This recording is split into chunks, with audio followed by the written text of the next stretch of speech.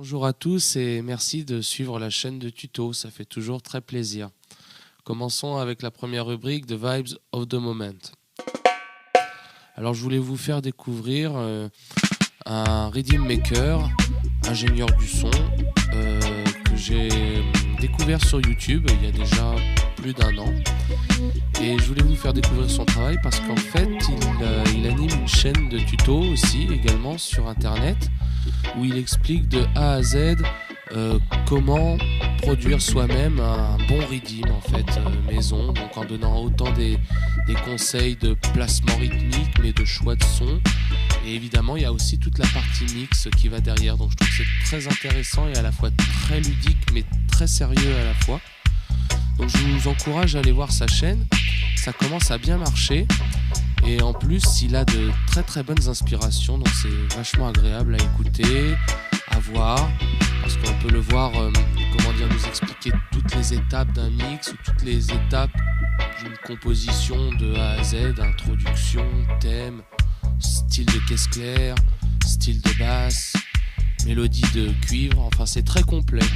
Donc je vous encourage à aller voir, il s'appelle DM Can et vous y trouverez tous les renseignements importants pour pouvoir faire de belles productions en home studio ou en studio avec toutes les étapes bien expliquées une par une. C'est vraiment très intéressant à voir. D'ailleurs, je vous laisse écouter un petit peu la vibes de DM et vraiment, je pense que ça va vous plaire.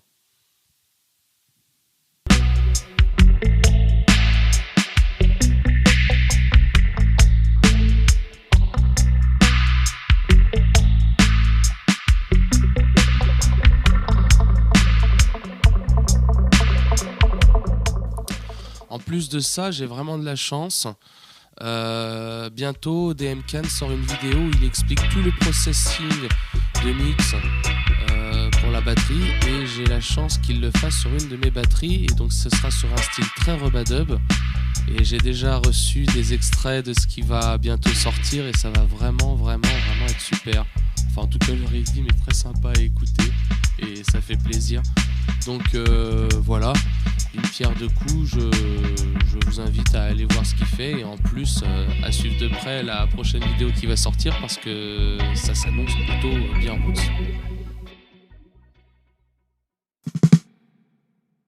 Yes, la section des conseils et des petites astuces. Donc voilà, on va parler des codes qu'on retrouve en fait en live sur les scènes reggae.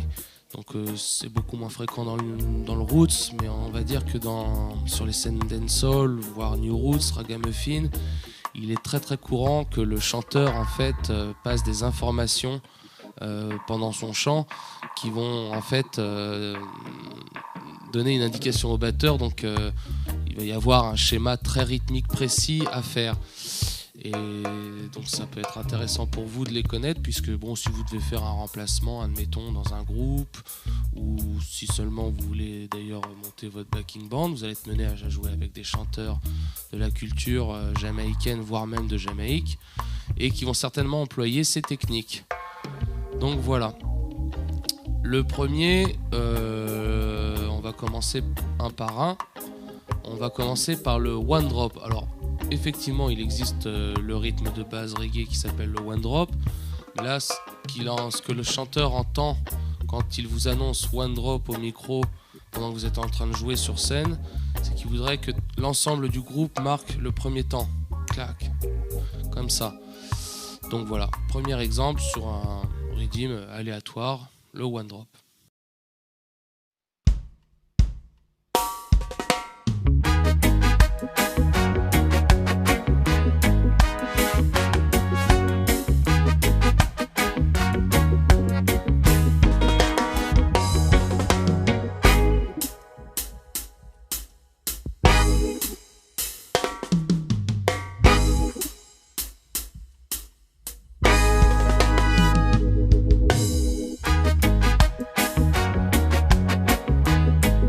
Voilà, après le one drop, vous allez avoir encore quelque chose de très courant qui s'appelle le mix-up. Donc mix-up, en gros, c'est encore un schéma rythmique que le chanteur va vouloir que vous lui resserviez. Donc il est très important d'être attentif pendant que vous jouez. D'ailleurs, petit conseil, n'hésitez pas à avoir les retours du chanteur, enfin vos retours sur scène. N'hésitez pas à ce que la voix du chanteur soit un petit peu plus fort que nécessaire, parce qu'il n'est pas rare que on puisse des fois, confondre le chant de l'information. C'est-à-dire que pendant son chant, on aurait peut-être l'impression que l'information passe dedans, et si vous ne le faites pas, eh ben, c'est le beat total en fait. Donc le mix-up, pareil, un schéma rythmique très courant à connaître.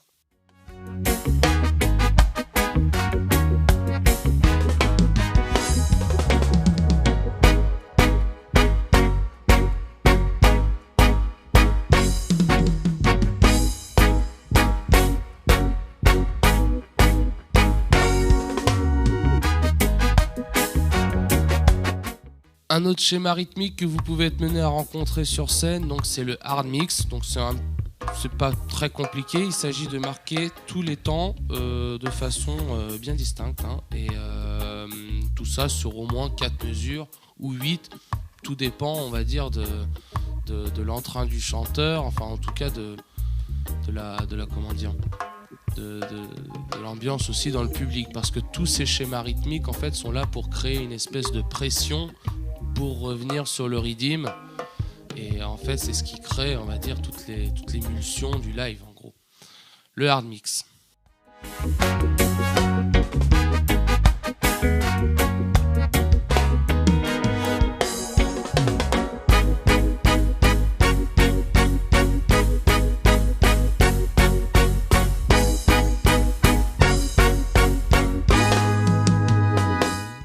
Donc voilà, ces 3 schémas là, one drop, mix up et hard mix, sont quand même des schémas qui sont, on va dire, piqués de la culture des dancehall avec les DJ. Il faut imaginer que ce sont des schémas rythmiques que les DJ exécutaient avec leur mix-set. C'est-à-dire que le one drop, il faut imaginer un DJ qui baisserait son fader pour justement recréer ce rythme, voire même le mix-up 1, 1, 1, 1.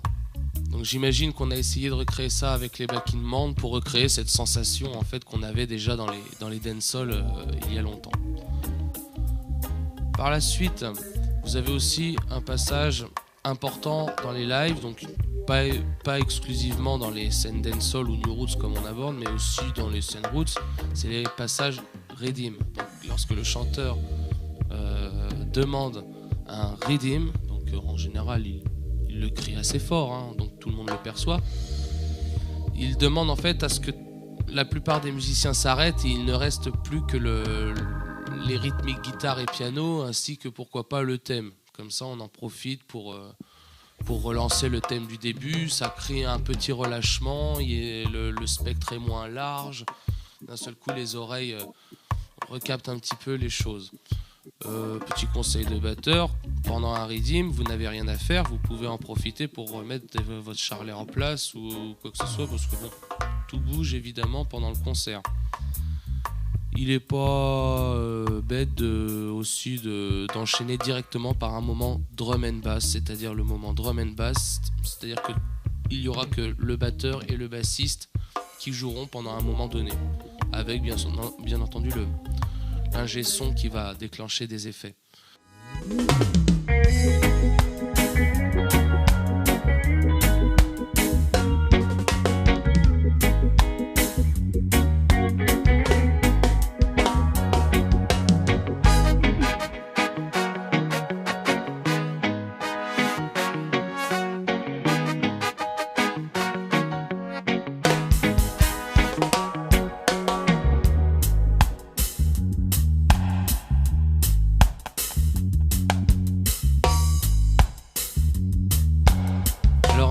Dernier exemple, il n'est pas rare non plus que le chanteur demande à ce que le groupe se mette à jouer beaucoup plus doucement et va donc l'annoncer en demandant low, donc, qui en anglais signifie bas.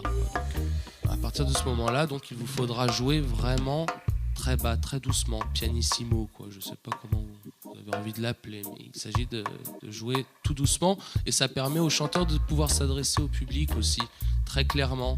On peut demander un lot par exemple pour remercier le public d'avoir participé, d'avoir dansé, présenter les musiciens. Enfin bon, ça permet de créer un peu, de solliciter l'attention en tout cas.